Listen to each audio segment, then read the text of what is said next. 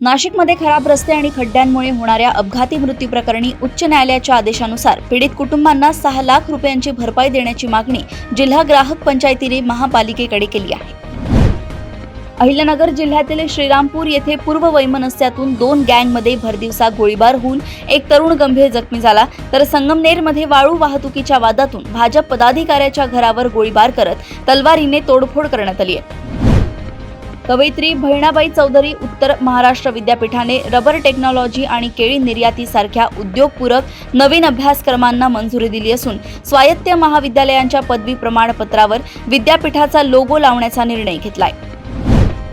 धुळे शहरासह जिल्ह्यात सलग दुसऱ्या दिवशी झालेल्या मुसळधार पावसामुळे प्रशासकीय नाले सफाईचा फज्जा उडाला असून शिंदखेडा तालुक्यात रोहिओ अंतर्गत स्वतःच्या पैशांनी बांधलेल्या 2 विहिरी खचल्याने शेतकरी अडचणीत आले आहेत। नंदुरबार जिल्ह्यातील अक्कलकुवा तालुक्यातील वाण्या विहिरी येथे पोलीस प्रशासनातर्फे शालेय विद्यार्थी आणि शिक्षकांसाठी सायबर गुन्हेगारी विरुद्ध जनजागृती शिबिराचे यशस्वी आयोजन करण्यात आले।